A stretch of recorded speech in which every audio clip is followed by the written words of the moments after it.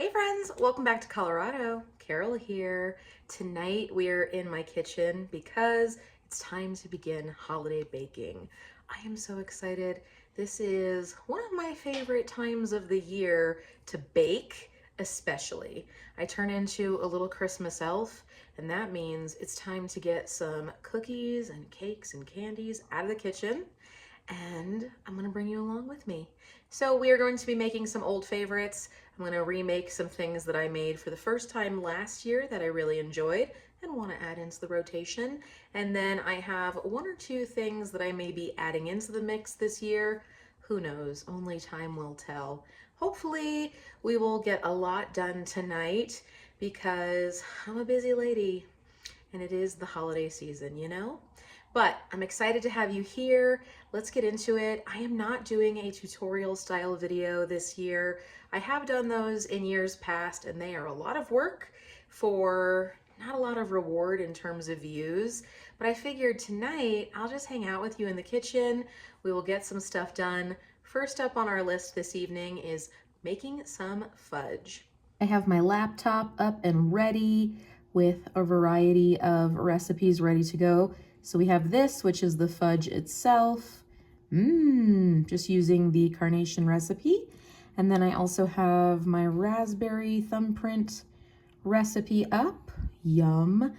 And I have the Christmas saltine toffee recipe up as well, affectionately known as Christmas crack in the South. Even says so right here. So there it is. It's basically a saltine toffee, and oh my gosh, it's so good. So that is definitely what we're starting with tonight. I don't know if we will get to anything else, but I guess we'll see. Over here, I have everything that was in my pantry. So we have chocolate chips. We have our evaporated or sweetened condensed milk. Yum.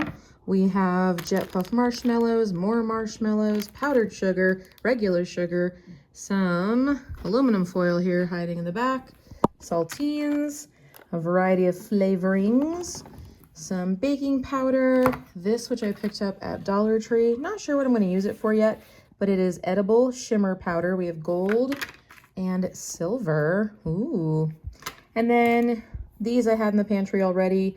Sugar topping, we have green and red. And brown sugar here. On this counter, I have some things we picked up from the grocery store this evening. So another bag of mini marshmallows just in case, since the other one has been opened by the kids already. Some cooking spray, some peppermint extract for that new recipe we're trying this year, and more sprinkles. We have some candy canes, and this one, this is called the gold and white sprinkle mix. That's what it looks like there at the bottom. So I was looking for multicolor, but you get what you get and you don't throw a fit. And this is what they had at the grocery store today.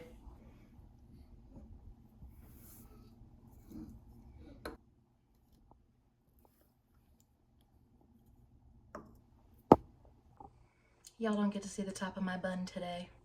Just is what it is. And I'm pretty short. I'm only 5 feet tall. So I just can't seem to find a spot where you're up any higher. I am sitting here watching my pot, hoping it boils. Fudge is one of those things that seems really difficult until you make it a few times and then you're like, oh my gosh, that's so easy. What took me so long? So that's how I felt. I think it was last year that I made it for the first time, or maybe the year before that. But essentially all the ingredients are in the pan, and now I'm just gonna mix until it gets to a good rolling boil, and then immediately remove it from the heat, add in my marshmallows, my vanilla, and my chocolate chips. It's one of those things that can be a little finicky in terms of filming it, because once this thing starts to boil, and it is the case with all candy, but once it starts to boil and there's heat involved, you have to be really precise, or else that's when things get messed up. So that's what I'm doing, sitting here doing exactly what you're not supposed to do, which is watch your pot to make sure that it boils. But what are you gonna do? 'Tis candy making time.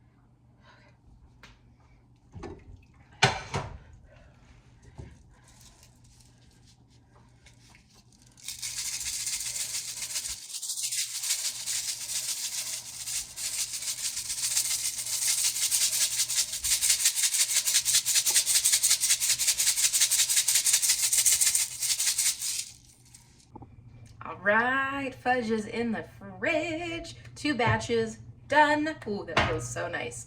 Next up is the Christmas crack. This is the one that I make every single year and have for years and years. So it's a pretty darn simple recipe. I'm going to take my sheet pan and I'm gonna spray the crap out of it with some non-stick cooking spray. The recipes always recommend that you line it with foil and then spray. No, do not listen to those recipes. Every time I've done that, it has been a disaster, which means I only did it like my first 2 years of making this recipe, and then I was like, nope, never again. Just spray your pan really good with that spray, freeze your batch, and then when you take it out of the freezer and go to like pop your toffee free, or your, what did I call it? Saltine toffee? That's what they call it. It'll just pop right out of whatever pan you're using. I have not had any problems doing it that way, and so I will continue to do so. This recipe calls for 2 sticks of butter. It calls for 1 cup of brown sugar. I'm gonna cook that up on the stove, and then I'm gonna pour it over all of the saltines. That will be in my pan. Again, this is another one where you need to work quick while also maintaining the heat of your stove, because that's just what candy does. That's the only thing, is like candy is a little persnickety when it comes to temperature. Now, I have made this so many times that I can eyeball it, but if you need to, I would highly recommend a really nice thermometer. So we do have one like this that is super easy to use and really good when measuring candy dishes especially, but I don't need that. I'm a professional.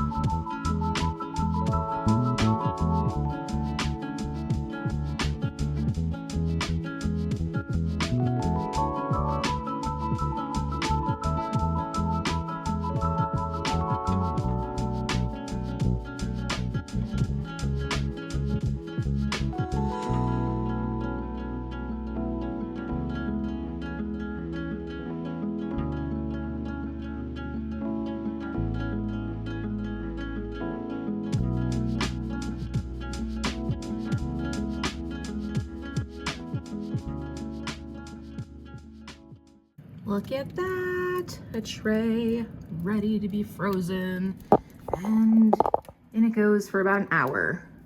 So exciting. Second thing is off the list. Next, I'm actually gonna use my stand mixer buddy over here. I think I'm gonna knock out the mint chocolate buttons because I'm excited. It's a new recipe and I wanna give it a go. So for this, I'm going to need 4 ounces of not sour cream, 4 ounces of cream cheese, which is half of that Philadelphia block. And then I am going to need 4.5 cups of powdered sugar. So I'm gonna guess it'll be delicious because that's a lot of sugar involved. Let's get into it. I'm excited for this one.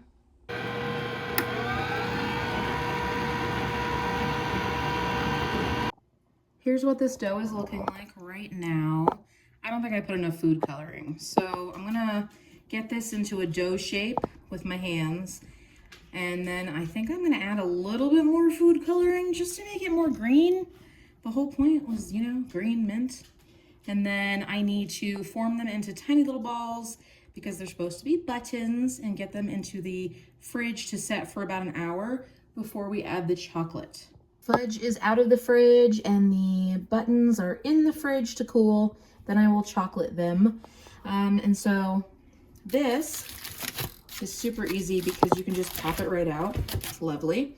So I'm going to unwrap this tray, get it cut up, and then get it into a Tupperware and back into the fridge to store until it's time for me to make my little gift baskets of goodies like I do each year. Okay, so I whipped up some ganache for our mint buttons. This needs to rest for about 30 minutes before I can pipe it into them. So those are in the fridge. This is gonna sit here. And it recommends to have it rest on the counter so it'll thicken, but it won't harden. If you put it in the fridge, you have to watch it like a hawk. And I don't wanna do that. So this is gonna sit here. In the meantime, I got my glovies on because we're gonna break up some crack. Here's what this looks like now that it has come out of the freezer. Don't wanna put it on my stove. And it looks amazing. I like to wear the gloves. Number 1, the minute I start touching it, it's gonna start to melt. And number 2, when it starts to melt, you could potentially end up with fingerprints on your dessert, which, yes, it's homemade, but I don't think it needs to have my DNA or proof of life on it. You know what I mean? So anyway, let's get this broken up. I love the way the candy canes look on it.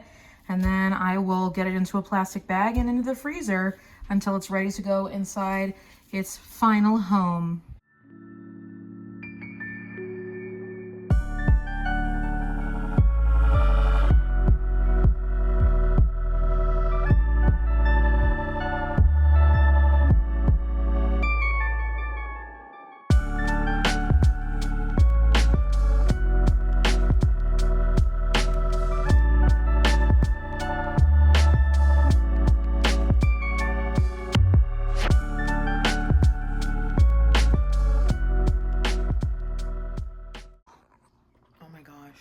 So thoughts? My thoughts are, as somebody who loves mint chocolate, so let me preface it with that, these are delicious. They're not too minty either, which is what I worried about because, again, I really like mint, but they're so good. Oh, yay, new recipe unlocked. Well, would you look at that? Would you look at that? Oh, it all looks so cute. Okay, everything is put away except for these, so I'm gonna work on that. And then I am done with this for tonight.